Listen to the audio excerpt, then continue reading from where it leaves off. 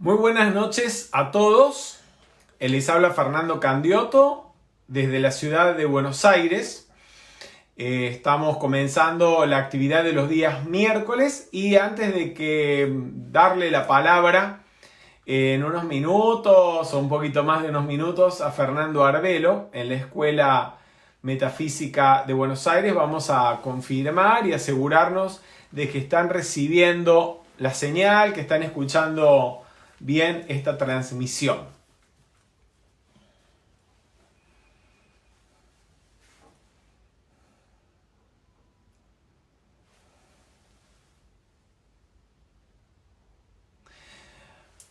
Muy bien, les mando muchos cariños a todos y espero con el favor de Dios la semana próxima poder verlos cara a cara en la Escuela Metafísica de Buenos Aires. Les mando un saludo a todos los que están reunidos allí y también a todos los estudiantes de otras ciudades, provincias y países que nos están siguiendo.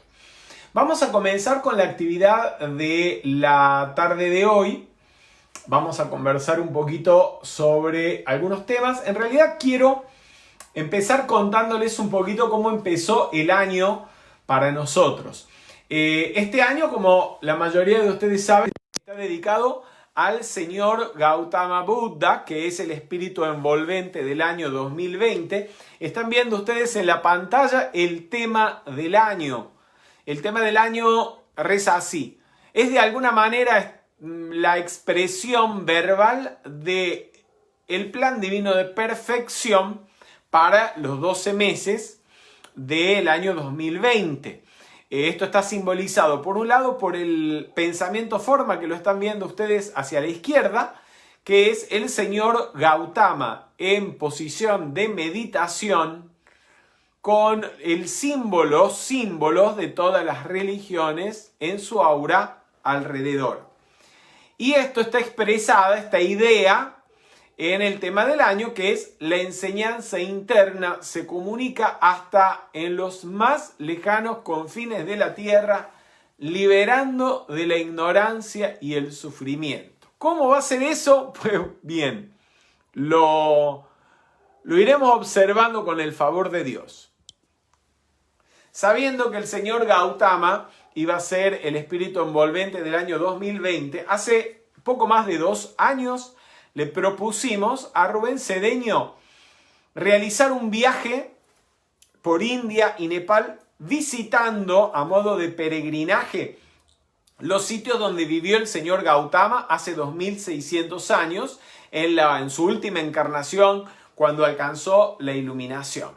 Iniciamos este viaje en la ciudad de Varanasi, la ciudad más santa de la India y una de las ciudades más santas del mundo.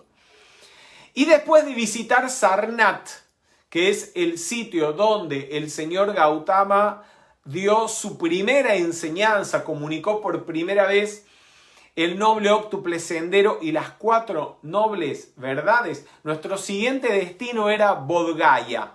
Bodh Gaya, el lugar donde el señor Gautama se iluminó debajo del árbol Bo.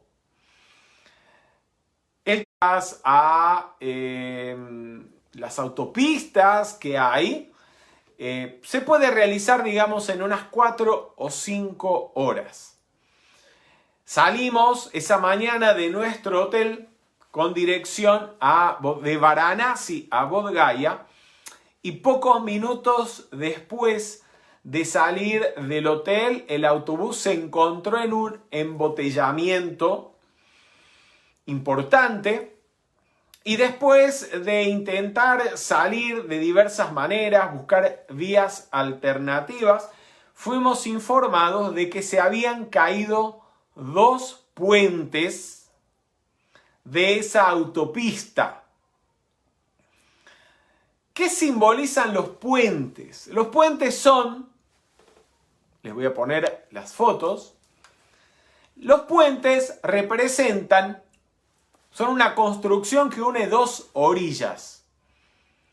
Un puente es el medio para atravesar un espacio vacío, difícil de transitar o de cruzar. Y desde el punto de vista espiritual representa el Antaskarana, ¿Qué es el Antakarana? El Antakarana es el puente que une, o el órgano interno que a modo de puente de ascensión une el yo inferior con el yo superior, o la personalidad con el Cristo interno. Ahí ustedes lo están viendo representado en la pantalla.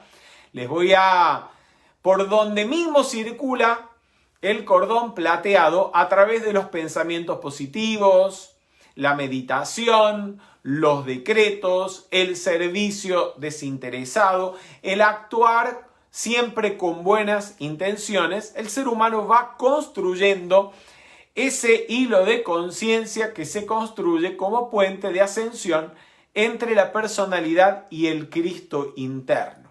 ¿Qué representaban entonces dos puentes caídos? Dos puentes caídos significan eso, que la humanidad, el puente de luz que debería unir a la humanidad con el reino divino, la tierra con el cielo, que nos debería llevar a los seres humanos de la ignorancia a la luz, de la oscuridad a la luz, de la ignorancia a la sabiduría, de la muerte a la inmortalidad. El puente de luz que debería llevar al ser humano de la enfermedad a la salud, de la miseria a la prosperidad, de la infelicidad a la felicidad, de la fealdad a la belleza. Ese puente está caído. Está caído a causa de la negatividad de la humanidad. ¿Y cómo es que nosotros podemos construir o reconstruir ese puente de luz? Pues poniendo en práctica precisamente la enseñanza. Por ejemplo, el noble óctuple sendero. Vamos a recordarlo y a repetirlo en voz alta, desde nuestras casas o desde nuestros salones de estudio. El noble óctuple sendero es la práctica del pensar positivo, hablar positivo, actuar positivo, trabajar positivamente sin hacerle daño a nadie, la observación positiva, la meditación positiva, la comprensión positiva y el esfuerzo positivo. Ese puente de luz también se construye poniendo en práctica los 7 principios universales, el principio de mentalismo, pensando, sintiendo y hablando positivamente. El principio de causa y efecto, haciéndole solamente el bien a los demás. Poniendo en práctica y viviendo de acuerdo al principio de vibración, conectándonos solamente con lo positivo y atrayéndolo. Poniendo en práctica el principio de ritmo, evitando los excesos y no apegándose. Poniendo en práctica el principio de polaridad, polarizándonos siempre en positivo.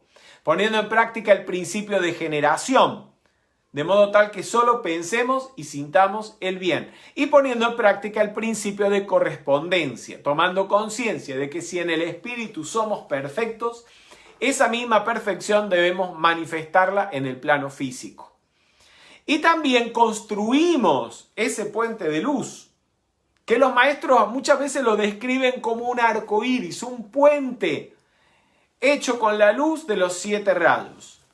Precisamente activando en nosotros, desenvolviendo las cualidades de los 7 rayos, que las vamos a afirmar ahora, así como las vemos en pantalla. Vamos todos a decretar.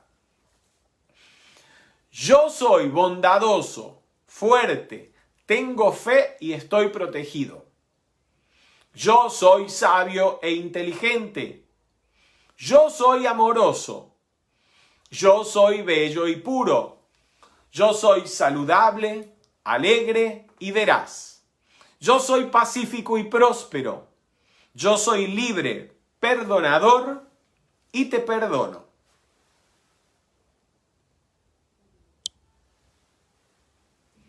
Pues bien, les estaba contando nuestro viaje de Varanasi a Bodh Gaya. 2 puentes caídos, gente. El puente de la humanidad. El puente que tiene que unir a la humanidad con el cielo. ¿Qué hicimos? Nuestro conductor y guía y demás buscando un camino alternativo, incluso con muchos de nosotros que íbamos adelante, tomamos una de estas vías posibles, avanzamos muy lentamente, se trataba de un camino comarcal mucho más pequeño, por donde tenía que ser canalizada, imaginen ustedes, todo el tránsito de una autopista de 8 vías de ida y 8 vías de vuelta. Después de unas 4 horas de un lento avance, llegamos a un punto donde nos volvemos a encontrar con un embotellamiento. Le quito poder. Esta es la clase de lo negativo, pero ya van a ver lo positivo detrás y el aprendizaje detrás de todo esto. Llegamos a un embotellamiento donde en las siguientes 2 o 3 horas verdaderamente se avanzó muy pero muy lentamente hasta que cayó la noche. Ahí sí, cuando cayó la noche, los camiones, porque la mayoría de los vehículos que se encontraban en ese atasco eran camiones cargados, cuando cayó la noche sencillamente todo se detuvo. 7 u 8 de los varones que nos encontrábamos dentro del autobús decidimos bajar y ver qué podíamos hacer para destrancar ese embotellamiento. Y para nuestra sorpresa, gente, cuando nos acercamos a los camiones y vemos que los camioneros están durmiendo, con sus camiones parados, estacionados en cualquier lado. Muchos de ellos en doble fila, muchos de ellos atravesados en mitad de la ruta, unos cuantos en contramano. Y en nuestro intento, de alguna manera desesperado por hacer que todo esto se moviera, destrancar este embotellamiento, comenzamos a golpeando puertas de camiones, gritando, a despertar a esta gente, a despertar a estos camioneros para que siguieran adelante y se movieran. Y se despertaban y se movían. Pero minutos después, más o menos 1 kilómetro más adelante, volvían donde se encontraban a apagar los motores de sus camiones y a echarse a dormir.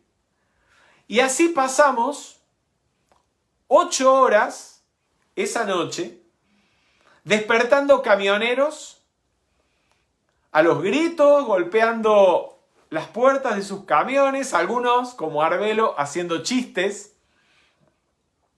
Y logramos en 8 horas, a lo largo de toda una noche, apenas avanzar 7 kilómetros.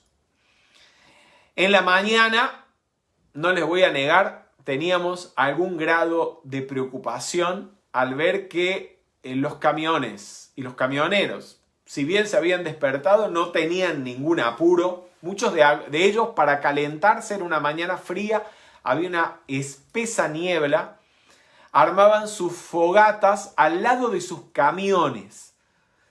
Recuerdo uno encendió el fuego al lado de la rueda delantera, de una de las ruedas delanteras de su camión. Una cosa que parecía una locura.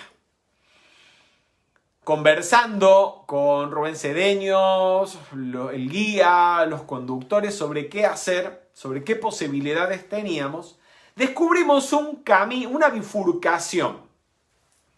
Un camino que se abría hacia la izquierda y estudiando las posibilidades vimos que era factible llegar a Budgaya por ese camino, siempre y cuando fuera transitable.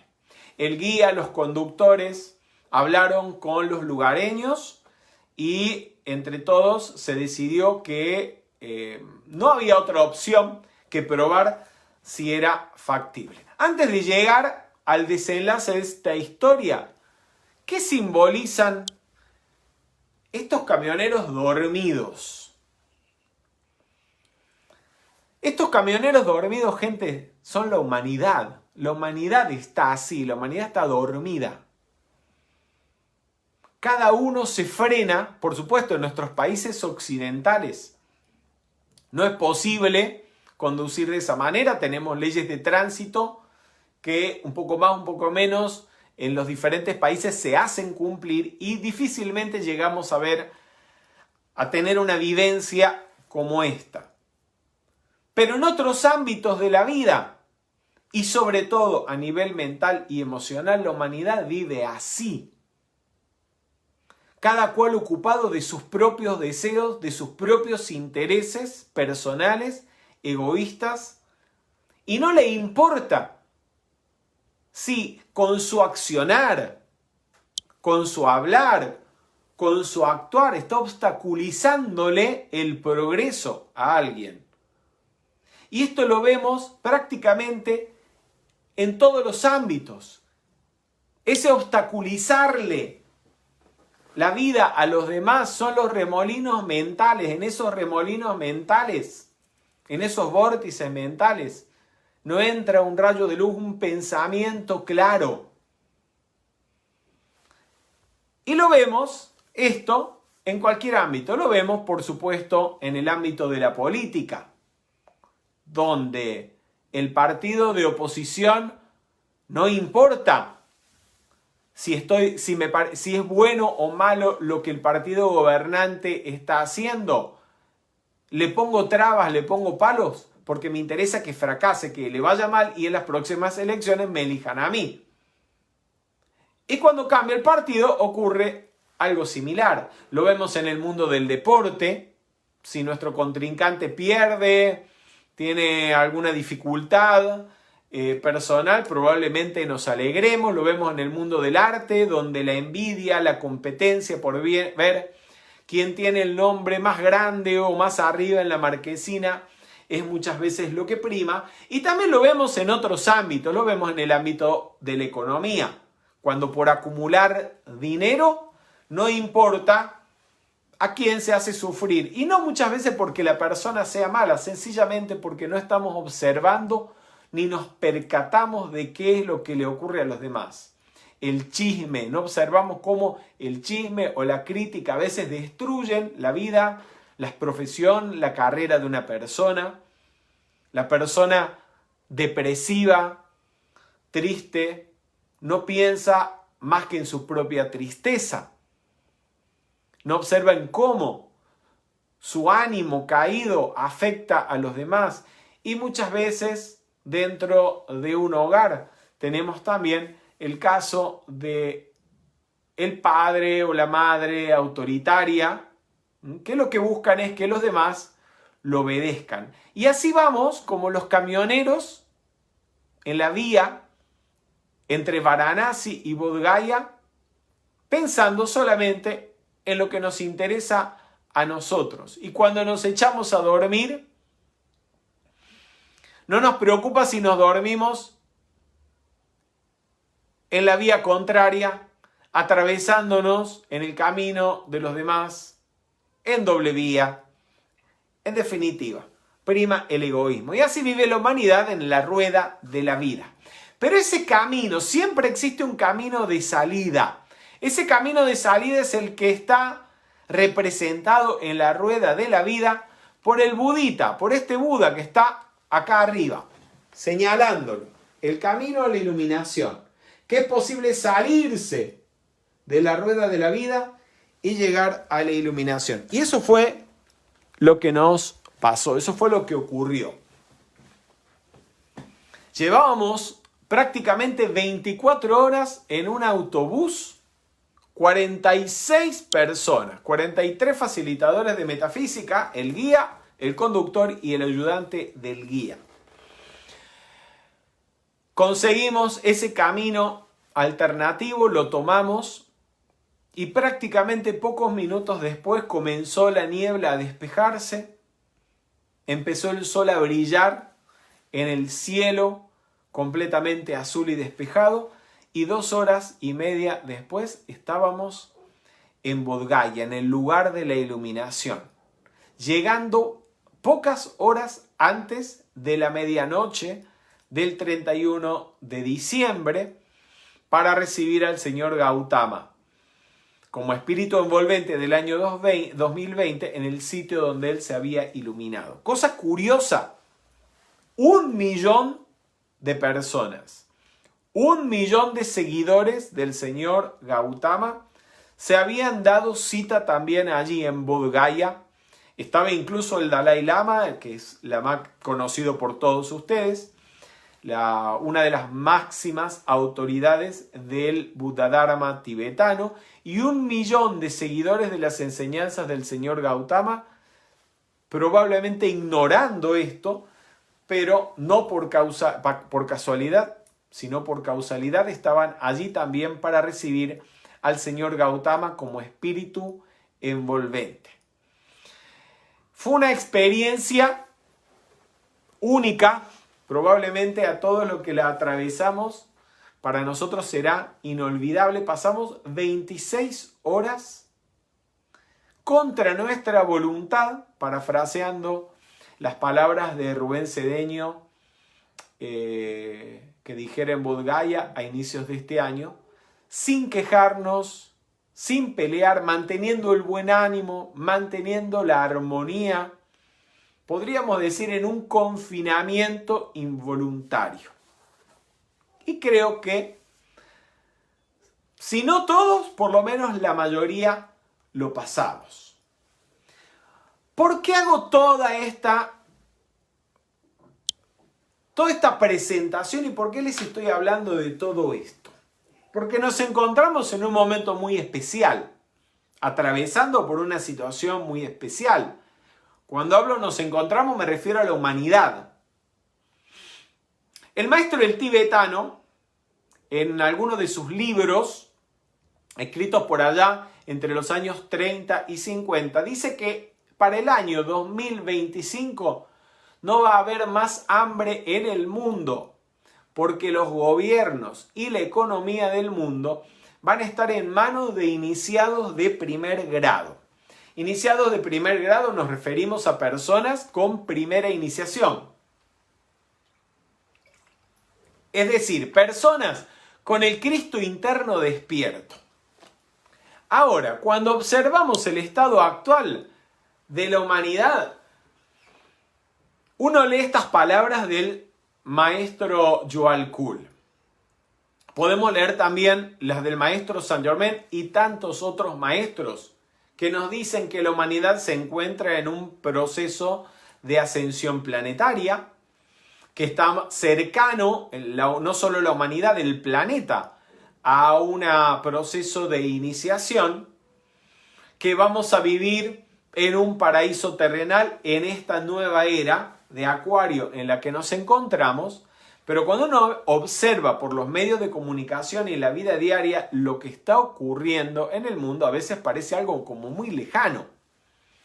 Y uno piensa, los maestros de verdad no se habrán fumado algo, con el perdón, y no quiero faltarles el respeto a los maestros, pero lo vemos tan lejano a eso, a veces, como el paraíso terrenal de Adán y Eva descrito en el Génesis de la Biblia.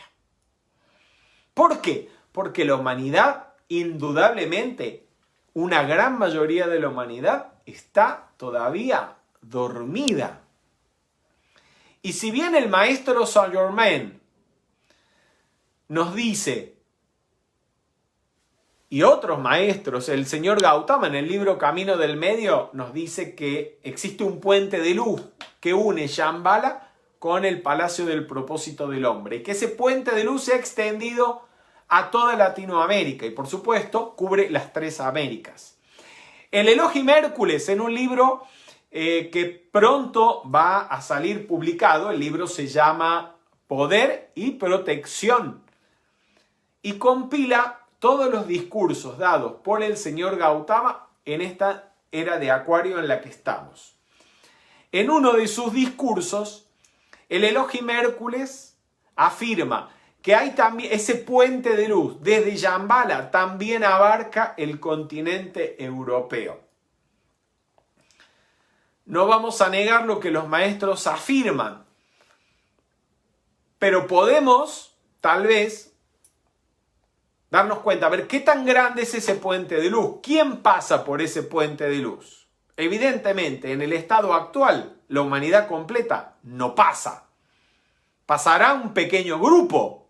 No sé si serán los estudiantes de metafísica, los estudiantes espirituales o quiénes. Pero la humanidad entera no pasa por ese puente. Porque si ese puente fuera lo suficientemente grande, pues no habría miseria, no habría apariencias de epidemia, no habría malos gobiernos, no habría autoritarismo, no habría dictaduras, viviríamos en un paraíso terrenal.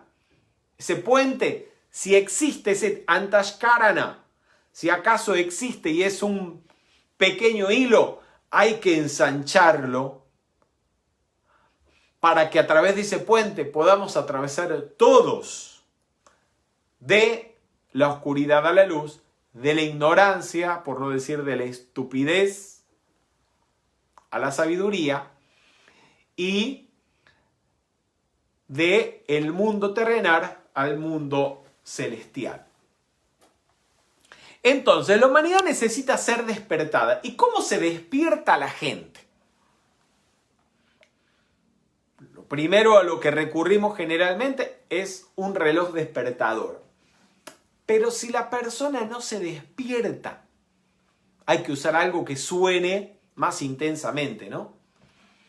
En el ejército, por ejemplo, utilizan un clarín, una trompeta. Y si la persona aún así no se despierta, pues a veces se puede recurrir a medios más drásticos, como por ejemplo un baldazo de agua. Yo conozco a alguien que en una ocasión, cuando su hija no quería, una de sus hijas no quería levantarse para ir al colegio, pues la amenazó con tirarle una jarra de agua helada en la cabeza. Como la niña ya era una adolescente, no se levantó, pues se lo cumplió. Fue con una jarra de agua, se la tiró en la cabeza. La muchacha se despertó, indudablemente, se levantó y fue al colegio. No muy a gusto, pero se fue. Y tenemos también casos, tal vez hasta más drásticos, como los que utilizan los monjes del Buddha Dharma Zen, que es que cuando a un estudiante que está meditando se duerme en la meditación, le dan un palazo en la cabeza.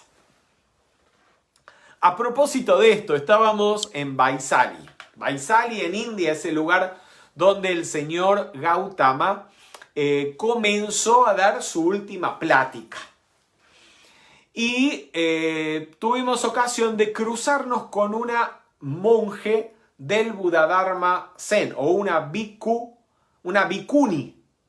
Bhikkhuni es el término que se utiliza dentro del Buddha-dharma para referirse a lo que en Occidente llamaríamos una monja. Esta bhikkhuni Zen andaba con su bastón. Rubén Cedeño comenzó a conversar con ella y le preguntó en un momento si todavía los maestros del Buddha Dharma Zen usan el bastón para darle de bastonazos en la cabeza a los estudiantes cuando se duermen, y ella se lo confirmó. Efectivamente, todavía lo utilizan para despertar a la gente que está dormida. Entonces, ¿cómo hace la humanidad? ¿Cómo hacen los maestros? ¿Cómo hace la vida? ¿Cómo hacen los seres de luz para despertar a esa humanidad dormida? Cuando hablo de que la humanidad está dormida, ¿a qué me refiero?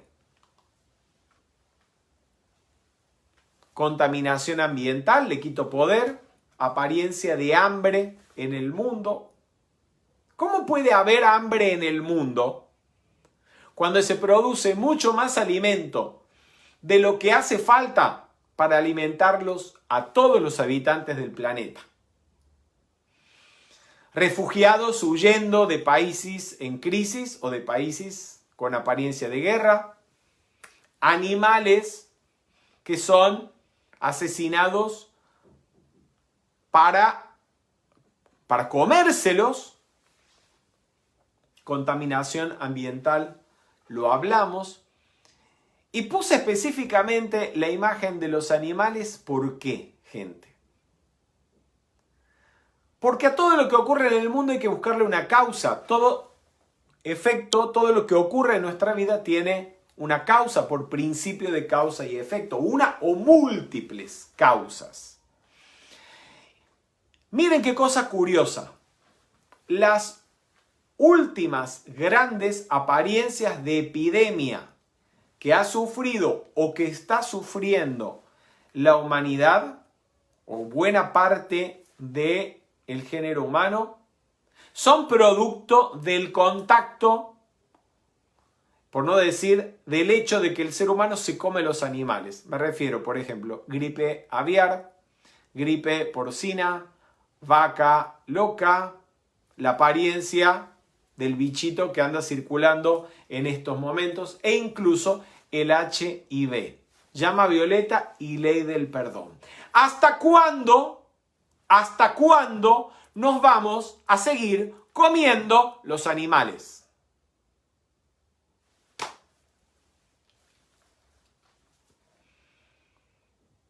Alguien me dijo semanas atrás que ante una apariencia, ¿sí?, de gripe, hay que comer mucha proteína, hay que comer carne. ¿Cómo te vas a curar comiendo carne de la apariencia que es producto de comerse la carne, de comerse los animales?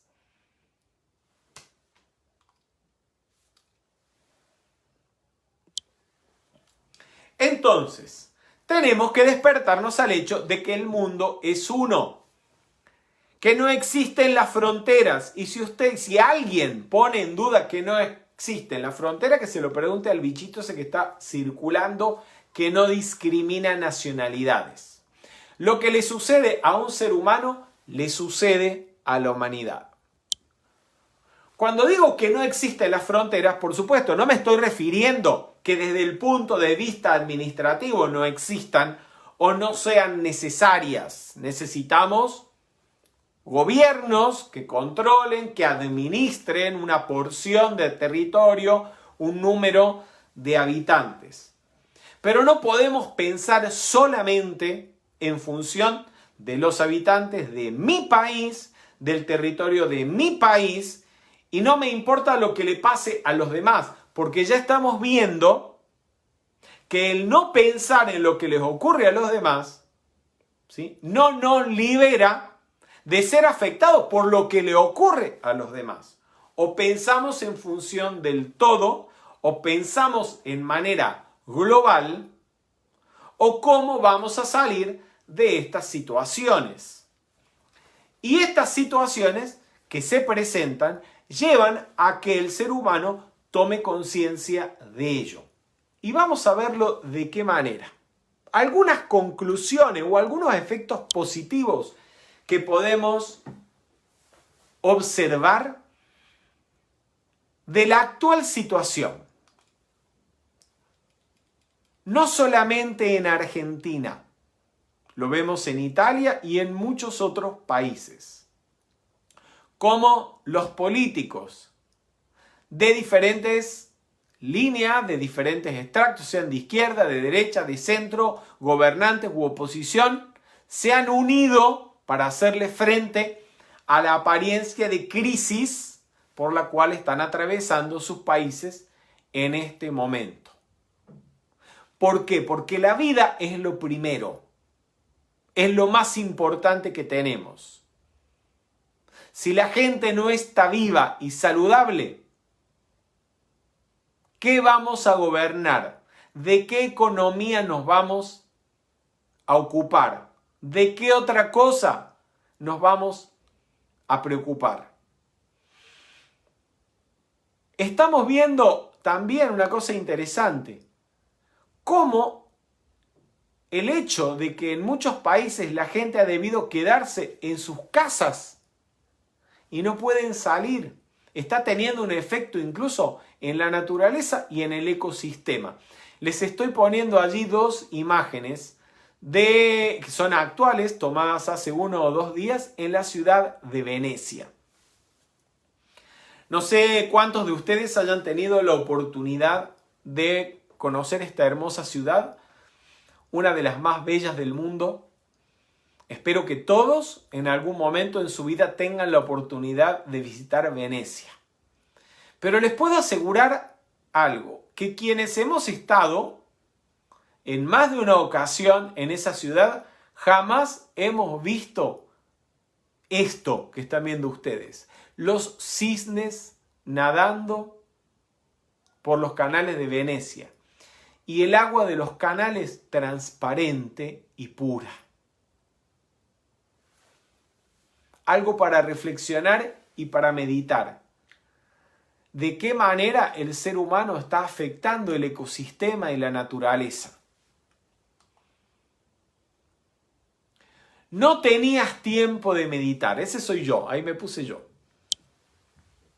Hace 5 años que vengo, los que viven cerca mío me oyen decir, quiero hacer un vipassana, necesito 10 días, me quiero ir a un retiro a meditar, pero no tengo tiempo. Pues ahora lo tenés al tiempo, Fernando.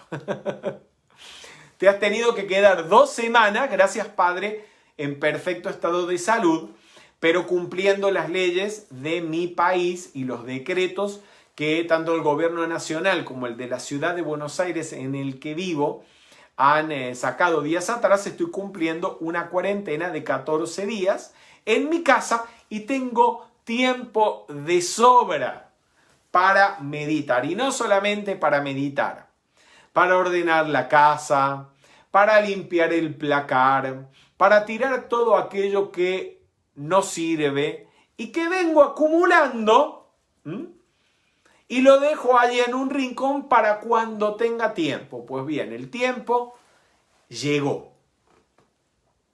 ¿Qué les quiero decir con todo esto? Que cuántas veces encerrados en nuestros intereses personales, a veces intereses egoístas, postergamos cosas necesarias, cosas que son importantes, con excusas de no tengo tiempo, por ejemplo. Y la vida a veces, ante estas situaciones, estos cambios, te demuestra que no solamente tenés tiempo, que siempre lo tuviste al tiempo.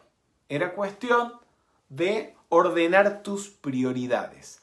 Y eso también está viviendo tanta gente, sin lugar a dudas, que se ve obligada en muchísimos países, prácticamente todos los países de Europa, Estados Unidos y muchos países de Latinoamérica han tomado determinaciones para proteger la salud de sus pueblos que implican que millones de sus habitantes se queden en sus casas en un vipassana obligado, en una pero no la veamos como una cárcel. Esto no es una cárcel, para nada. Es la posibilidad de dejar de irnos tan hacia afuera, de vivir tan hacia afuera, persiguiendo, corriendo, ¿sabe Dios detrás de qué? Para irnos hacia adentro y ver qué es lo que hay. A veces no solamente dentro de nosotros, qué es lo que pasa en nuestra casa, qué es lo que pasa en nuestro hogar, qué es lo que pasa con nuestros hijos. ¿Cuántos padres ocupados en su trabajo casi no ven a sus hijos? O no tienen diálogo.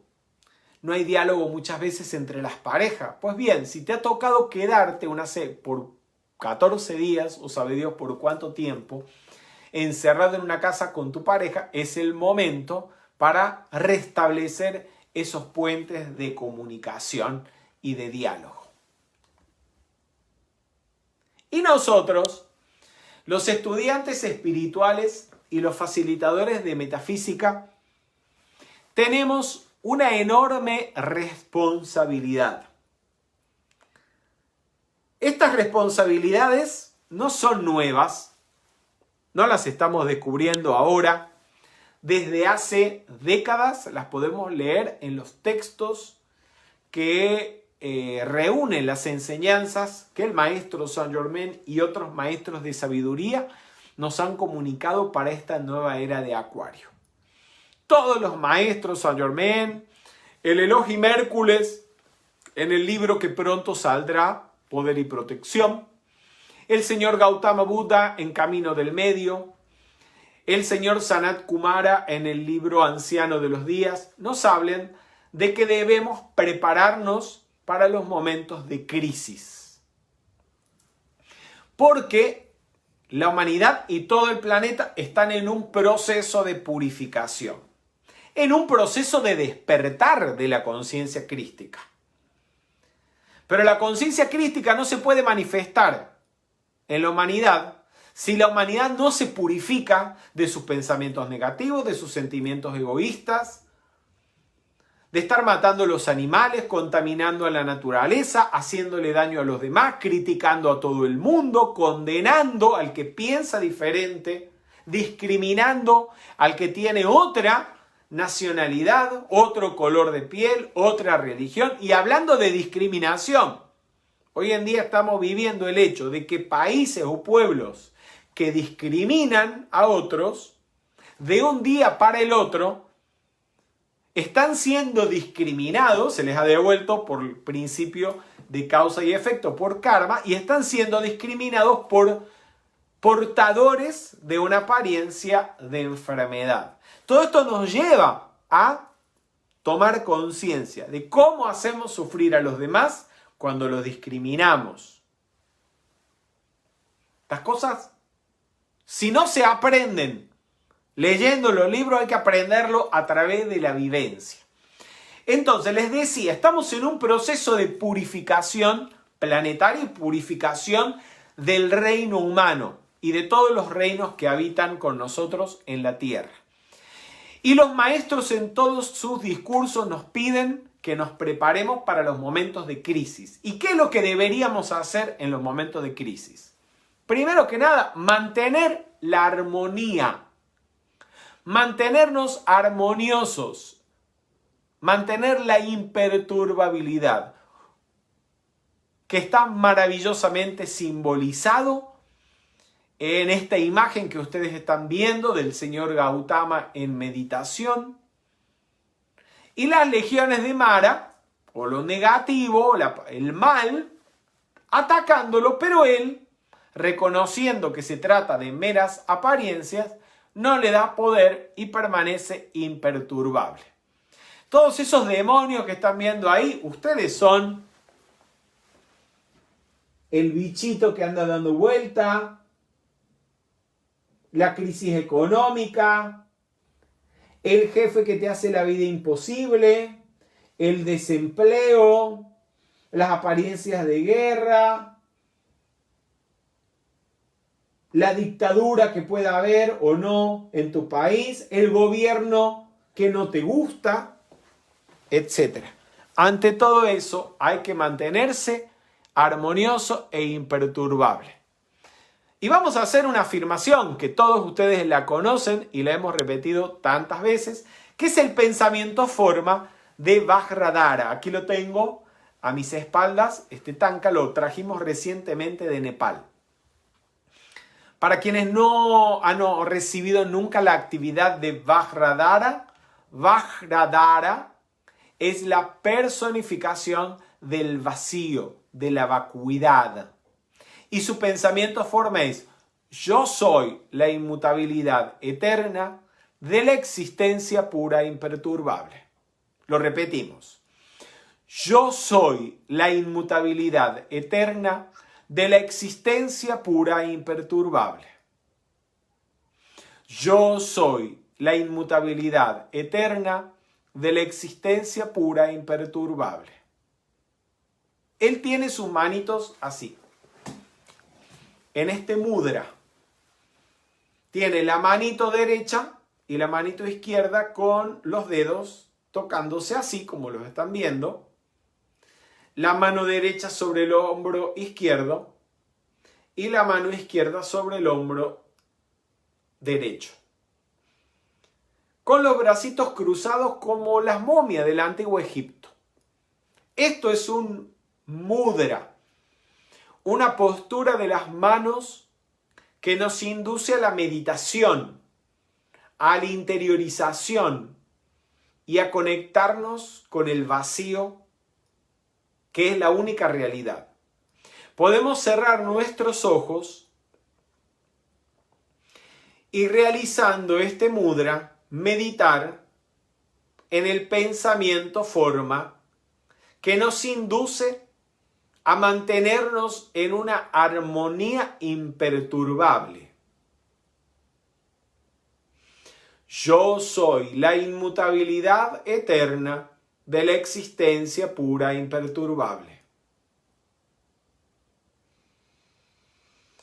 Yo soy la inmutabilidad eterna de la existencia pura e imperturbable.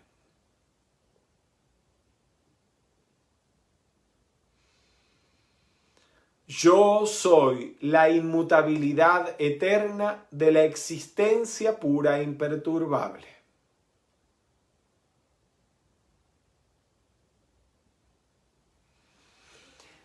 Esa es nuestra primera responsabilidad. Mantener la armonía, no importa lo que las apariencias del mundo externo nos estén mostrando. No importa la información que llegue a través de los 5 sentidos. Todo eso es apariencia. Todo eso es impermanente. Todo pasa y eso también va a pasar. Por lo tanto, no vale la pena preocuparse.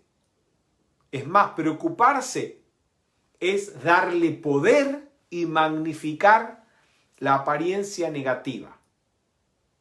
Ahora, no darle poder, mantenerse armonioso e imperturbable, no significa mantenerse desinformado e ignorar lo que ocurre. Óiganme bien esto, porque cuando los estudiantes de metafísica no entienden esto, caen fácilmente en el positivismo estúpido del que habla Emmett Fox. Hace semanas atrás me encontraba en otro país, un país que actualmente está en sufriendo una apariencia grave dentro de todo lo que tiene que ver con esta crisis. Me llama una estudiante que tiene una hija de 7 años y me dice: Fernando, no le he dicho nada a mi hija de lo que está ocurriendo porque no le quiero hablar de una apariencia de virus para que no le dé poder y para que no le tenga miedo. Pero no sé qué hacer porque no está yendo al colegio, no está viendo sus compañeritos de escuela. La tengo todo el día encerrada en la casa y me pregunta ¿por qué? Y le tuve que recordar algo que descubrió y comunicó el señor Gautama hace 2600 años, que el único pecado es la ignorancia. Le digo, tu hija tiene que saber lo que está pasando, tiene que saber qué es una apariencia de virus, qué es una apariencia de enfermedad, para saber cómo protegerse. Protegerse desde el punto de vista físico o externo a través de la higiene. Cuando hablamos de higiene, lavarse las manos, mantener la distancia que los profesionales de la medicina están recomendando hoy en día entre personas. ¿Sí? ¿Dónde ir o no ir? ¿Qué comer? No llevarse las manos a los ojos, a la boca, a la nariz, porque es la forma en que la persona en su inconsciencia introduce el bichito dentro de su cuerpo, le quita poder. Y además le enseña metafísica a que no tenga miedo, porque el miedo atrae lo temido. A que no se informe, pero no esté todo el día hablando de eso para no atraer la situación a su vida. Y sobre todo no tenerle miedo, reconocer que es una apariencia y quitarle poder. Pero ¿cómo usted le va a quitar poder a algo que ignora? Si usted lo ignora, no le puede quitar poder.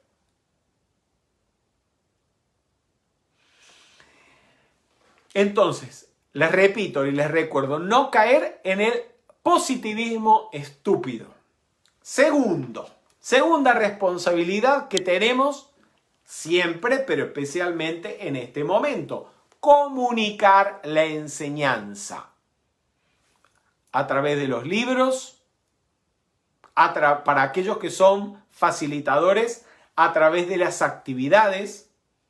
Y como lo hemos estado conversando los últimos días, en aquellas ciudades o en aquellos países donde no se puedan realizar en la modalidad presencial las actividades de metafísica, siempre las podemos realizar con el favor de Dios en la modalidad online. Lo único que necesitan tener es prácticamente un teléfono celular que funcione bien y una medianamente buena conexión a internet. Y en general, en algunos casos, se pueden utilizar, además del Facebook, otras aplicaciones y programas que no requieren de un celular y que se pueden manejar desde la computadora misma. Ustedes decidirán cuál es la opción que van a utilizar en el caso de que lo estén necesitando. Pero no suspendan las actividades. Continúen dando sus actividades de metafísica y realizando los servicios en la modalidad online para mantenerle a la humanidad la conciencia en alto, para mantenerle a los estudiantes la conciencia en alto. ¿Por qué, gente? Porque volviendo al inicio de la actividad, hablamos del Antashkarana. Se lo voy a poner de nuevo a la imagen del Antashkarana.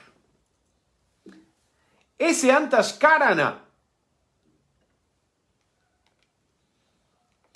ese puente de luz que une la personalidad con nuestro ser interno, que une el plano humano con el plano divino, hay que construirlo y sostenerlo, porque es un hilo de conciencia, es decir, lo sostenemos con nuestra propia conciencia.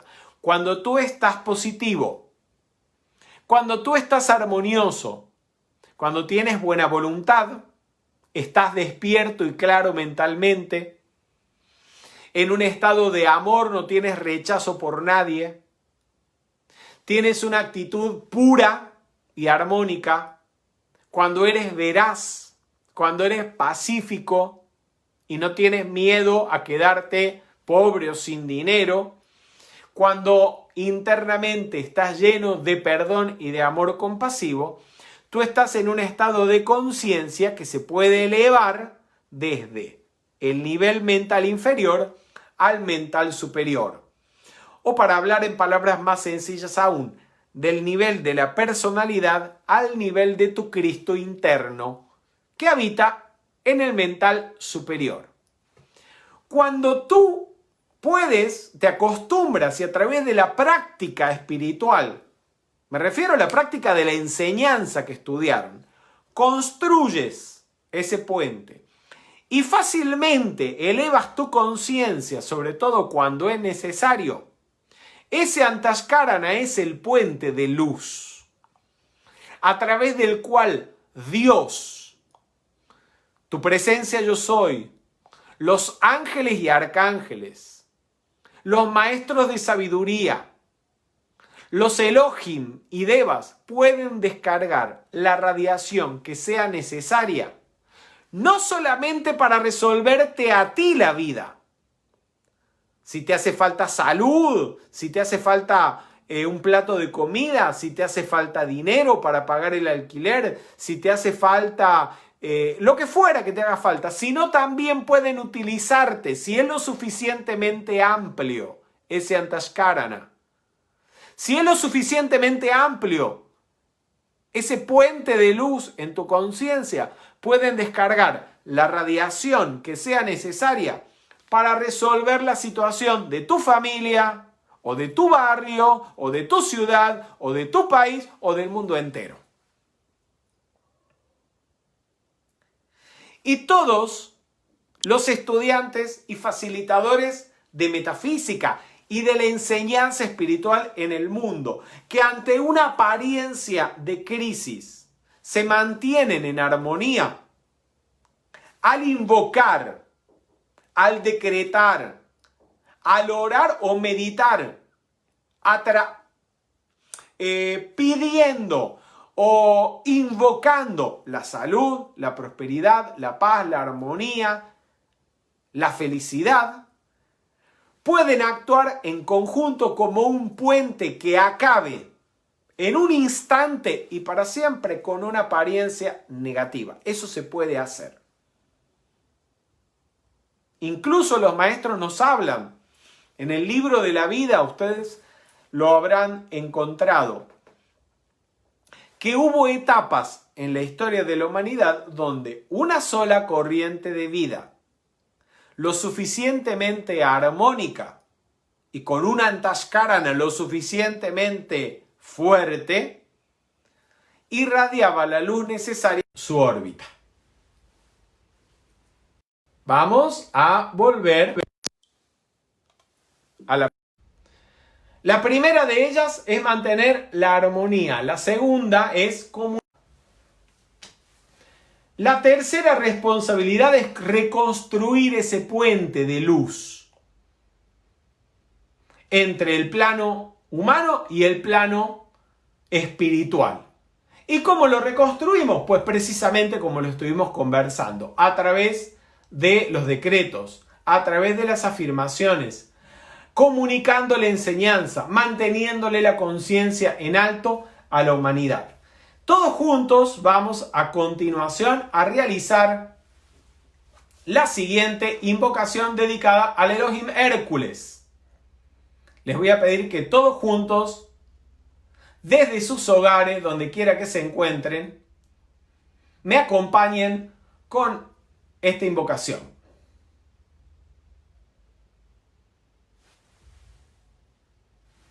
Protección invencible del poderoso Hércules. Amada presencia de Dios, yo soy en mí. Y amado Elohim Hércules, los amo. Sellen a todos los estudiantes que se hallan bajo esta radiación, especialmente a los jóvenes y a sus padres, en su gran amor, en su gloriosa energía y en la protección invencible contra toda creación humana. Yo soy la protección invencible del poderoso Hércules. Yo soy la protección invencible del poderoso Hércules. Yo soy la protección invencible del poderoso Hércules, establecida, sostenida y mantenida en mí, en mi mundo y en todo lo que es de la luz en todo el mundo, ahora y para siempre. Lo decreto por el más sagrado nombre de Dios, yo soy. Gracias, Padre.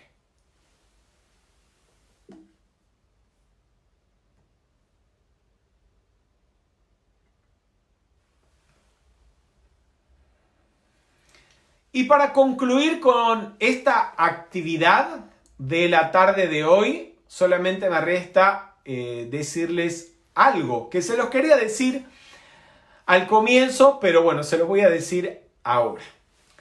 El señor Gautama comunica que uno no debe creer en una cosa tan solo porque ha sido repetida muchas veces, o porque es tradición, rumor, noticia. Lo afirman los libros supuestamente sagrados o una autoridad, ni en los razonamientos falsos, las opiniones personales o de alguien más, sino que debemos aceptarla solo cuando personalmente hemos comprobado que es cierta.